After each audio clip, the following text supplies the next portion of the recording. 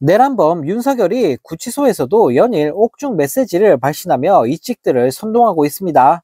네, 깜빵에 들어가 있는 윤석열은 오늘 여기도 사람 사는 곳이다, 잘 지내고 있다라고 밝히면서 이직이들을 오열하게 만들었는데요.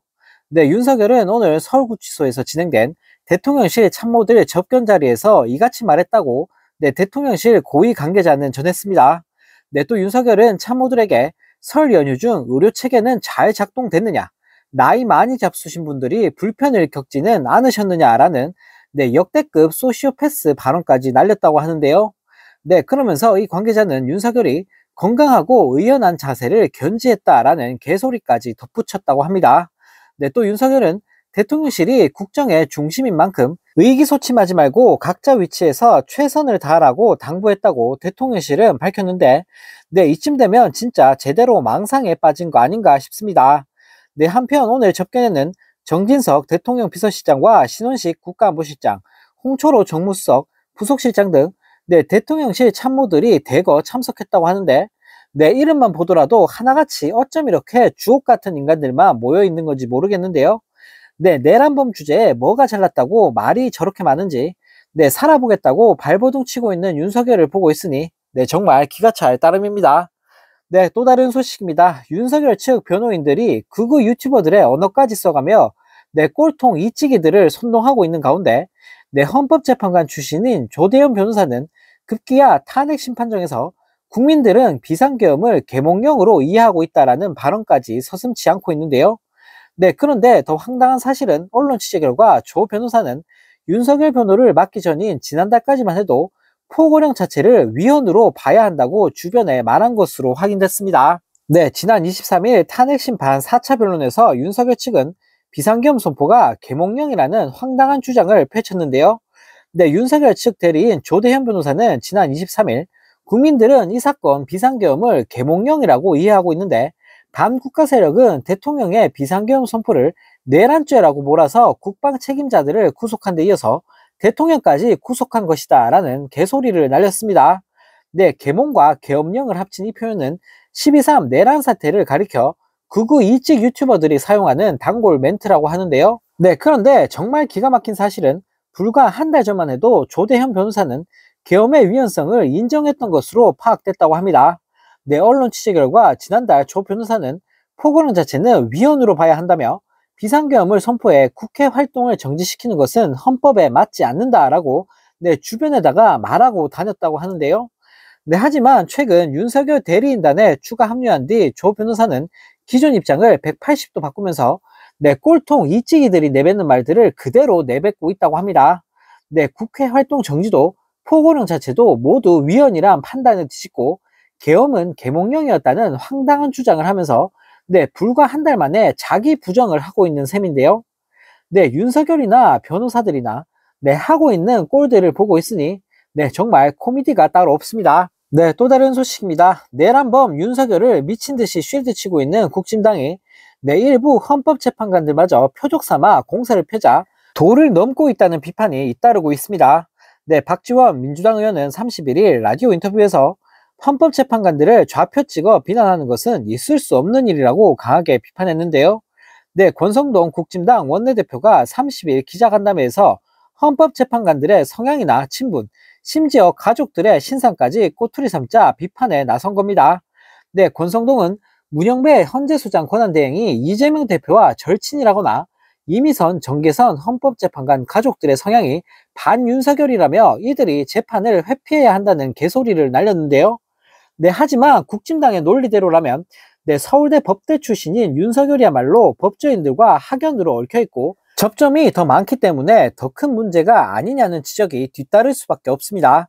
네, 실제로 헌법재판관 8명 가운데 7명이 서울대 법대 동문으로, 특히 이 중 2명은 윤석열과 국진당이 지명한 인물들인데요.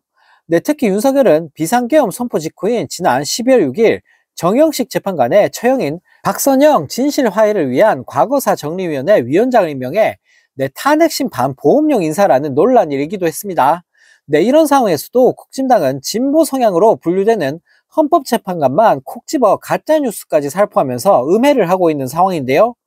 이에 대해 전현희 민주당 의원도 라디오 인터뷰에서 탄핵 심판에 영향을 미치려는 의도로 박선영 위원장을 임명한 것 아니냐는 의구심이 야권 일각에서 제기됐지만 민주당은 정재판관이 재판을 기피해야 한다는 주장을 하지 않는다라며 자신들이 비판받을 수 있는 부분을 감추고 그렇지 않은 부분만 지적하는 것은 전형적인 내로남불이고 상식에 맞지 않는 주장이라고 지적했습니다. 네, 박지원 의원 역시 윤석열하고 대학, 고시, 법조 선후배 아닌 사람이 어디 있느냐, 이렇게 얘기하면 윤석열을 조사할 검사도 판사도 헌법재판관도 대한민국에 아무도 없다라고 꼬집었다고 합니다. 네, 또 이런 방식의 신상털기가 윤석열의 전매 특허라는 지적도 나왔는데, 네, 박은정 조국혁신당 의원은 30일 페이스북에 올린 글에서 5년 전 검찰총장 윤석열도 법무부의 징계 청구에 유사한 방식으로 대응했다고 지적했는데요. 네, 당시 법무부는 판사 사찰 문건 작성 및 배포, 채널A 검언유착 사건 수사 및 감찰 방해 등을 이유로 징계를 청구했지만 윤석열은 징계위원 일부가 법무부 장관과 가까운 인사들로 구성됐다며 기피 신청을 냈었습니다. 네, 그러면서 박은정 의원은 내란 속의 윤석열과 국민의힘 인사들의 헌법재판관 흔들기가 도를 넘었다. 누구는 야당 대표와 누구는 동생이, 누구는 남편이 어쩌고 하며 재판관의 공정성 운운하는 그 행태는 4년 전 중대비리로 징계받던 윤석열 검찰총장 쪽의 레포토리 그대로라며 식상하니 좀 바꾸기를 바란다라고 지적했다고 합니다. 네, 그러면서 윤석열과 국민의힘 인사들에게 묻는다. 그러면 나머지 재판관들은 괜찮느냐라며 재판관 전원이 탄핵 인용 결정을 내릴 것 같은데 그때는 감당할 수 있겠느냐라며 돌직구를 날렸다고 하는데요. 네, 윤석열 하나 지키겠다고 헌재마저 공격하고 있는 국진당 인간들을 보고 있으니 네, 정말 어처구니가 없습니다. 네, 이런 가운데 이상민 전 장관에 이어 한독수마저 윤석열 손절에 나서면서 이직들을 당황하게 만들고 있습니다. 네, 한독수는 경찰 조사에서 윤석열이 비상계엄 선포 직전까지도 국무회의 심의를 생각하지 않았던 것 같다고 진술했다고 하는데요.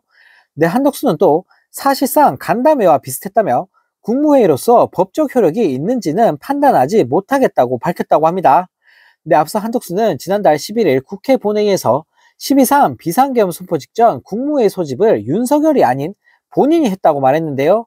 네, 그 후 한독수는 국회 발언 이틀 뒤 정부 서울청사 9층 국무총리 집무실에서 경찰 피의자 조사를 받았는데, 네, 한독수는 당시 조사에서 대통령은 처음부터 국무회의는 생각하지 않았던 것 같다라고 진술한 것으로 확인됐는데요. 네, 한덕수는 비상계엄 선포 2시간 반 전쯤인 지난달 3일 저녁 8시쯤 윤석열로부터 들어오라는 전화를 받고 선포 계획을 모른 채 대통령실에 도착했고 경제, 사회적 영향을 대며 만류했지만 네, 윤석열은 의지가 확고했고 다른 국무위원들의 말도 들어보자고 하니 그럼 그렇게 한번 모아보자고 했다고 말했습니다. 네, 계엄법에는 대통령이 계엄을 선포하고자 할 때는 국무회의 심의를 거쳐야 한다고 규정하는데, 네, 한덕수 진술대로라면 윤석열이 당초 국무회의를 생각한 채 계엄을 선포하려 했을 가능성이 매우 높아 보이는 대목인데요. 네, 한덕수는 또 사실상 사람이 모였다는 것 말고는 간담회 비슷한 형식이었다며 그 모임이 국무회의로서 법적 효력이 있는지 판단하지 못하겠다라고 말했다고 합니다. 네, 또 계엄법상 국방부 장관 또는 행안부 장관은 계엄 선포 사유가 있을 때 국무총리를 거쳐 대통령에게 계엄 선포를 건의해야 하지만 한덕수는 당시 이런 절차가 일체 없었다라며 누구도 나를 거치지 않았다고 털어놓았다고 하는데요. 네, 한마디로 법도 안 지키고 절차도 형식도 없이 윤석열 지 멋대로 계엄을 때렸다는 이야기인데, 네, 정말 살다 윤석열 같은 종자는 정말 처음 보는 것 같습니다.